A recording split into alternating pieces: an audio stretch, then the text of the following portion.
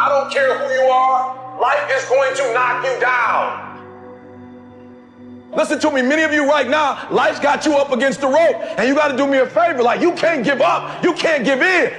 Pain is temporary. Pain is your friend. Pain is going to take you to the next level. When you going through pain, I know what you feeling. I know exactly, because I've been there. I've done that. But you got to work through it. And the reason why most of you are not successful is because every single time stuff not going your way, you give up, you quit, you let go, and people feel weakness. They feel it.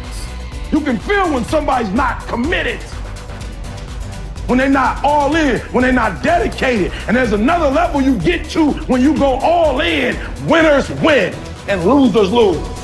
There are going to be times that you're going to be wondering, why should I keep showing up and working my business? Why should I keep at it? Why should I keep showing up to the conventions? Why should I keep picking up the phones and making the phone calls? Why should I keep fighting for my goals and fighting for my dreams? And what I want to remind you is that you got to show up for your life regardless of the circumstances. You got to show up in spite of the naysayers. You got to show up in spite of the conversation going on in your mind. You got to show up for your life, because if you don't, nobody else will. If you want unreasonable results in your life, you've got to be willing to be unreasonable. Part of being unreasonable, you don't judge according to appearances. Part of being unreasonable, you can see it because you believe it. You must have the faith to call forth those things that be not as though they were. You've got to decide, I deserve this, and I'm going to have it. You've got to say yes to your life. You've got to say yes. Yes to my dreams.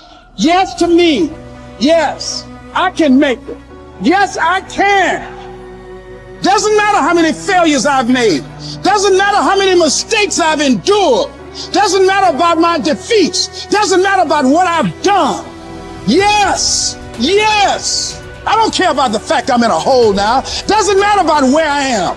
The last chapter to my life has not been written yet. If you judge me now, you'll judge me prematurely. I'm still in the process of transforming my life. I'm still in the process of becoming. Yes. The brilliance of Thomas Edison was not in his mind. It was something much more ordinary and often much less respected. I've got no imagination, he once said. I never dream. I've created nothing. If you're someone who doesn't like Edison, you might think that this is Edison admitting to stealing his inventions from other, more brilliant inventors, like Nikola Tesla. Not quite, but he did readily concede that most of the credit belonged to something other than his brain. The genius hangs around his laboratory day and night, Edison said. If anything happens, he's there to catch it. If he wasn't, it might happen just the same. Only it would never be his. What he's talking about is showing up. The incredible, underrated power of clocking in every day, putting your ass in the seat, and the luck this seems to inevitably produce. Edison lived in his laboratory and never missed a day. Like Gehrig, even when he was sick, when he was tired, or when visited by tragedy or disaster. The modern conveniences we can trace to his lab then owe far more to his body than his brain, to the compounding power of consistency rather than sheer brilliance. It wasn't about inspiration. It was about getting to work, show up and try. Get on the treadmill, pick up the violin, script out some sequence, reach out to some clients, read some reports, lift a couple weights, jog 1 mile, cross one thing off the to-do list, chase down a lead. It doesn't matter what it is.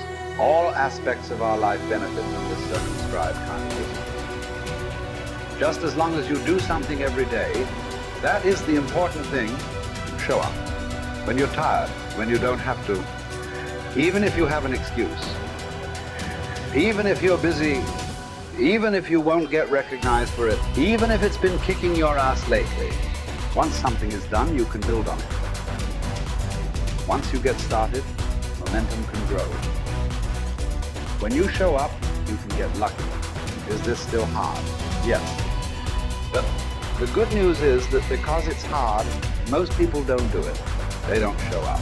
They can't even do one tiny thing a day. So yes, you're alone out there on the track in the rain. You're the only one responding on Christmas. But having the lead is, by definition, a little lonely. This is also why it's quiet in the morning.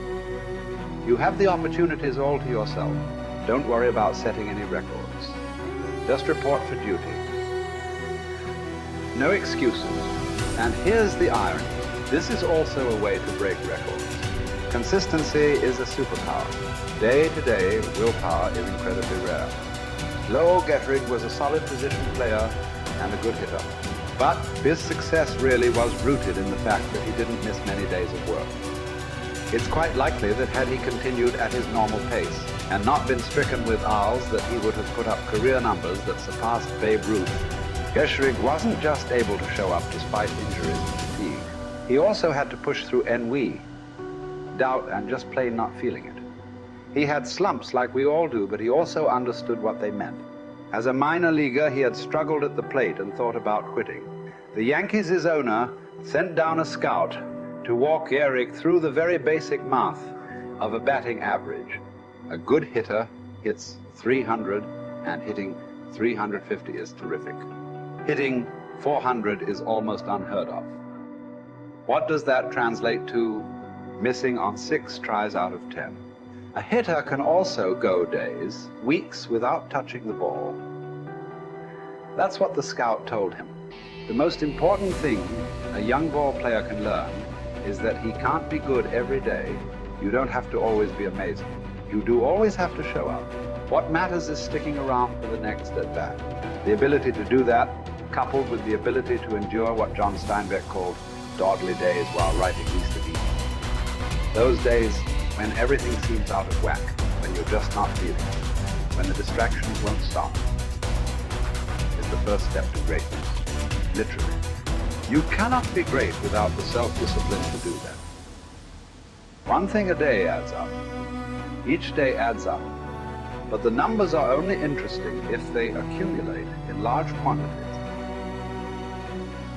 You guys that are just getting started, you're not going to start right here. You're going to start down there, probably in another city, another town. I grew up in Lake Charles, Louisiana, no money, raised by a single mother. I was in debt at 25 years old. First thing that I had to do in my life was not learn a new skill. First thing I had to do to get my life moving in the right direction was self-development. It is vital. It was vital for me that I improved myself and I could start depending upon me. I had to show up every day with some rituals, some disciplines, and start getting myself to trust me, not trust others, but trust myself to do the right thing every day. One of the things that I started doing was beating the sun up every morning. I'm going to beat that sun up every morning so that I have the discipline and the control over my life. So I knew, hey, before that thing pops, I'm going to pop. I'm going to get out of bed, depend on myself, get up at the same time every day. And for me, that time, regardless of where I was beat that sun up. No matter where I am, I'm going to beat that thing up. So it gives me a sense of control over my own life. Second thing,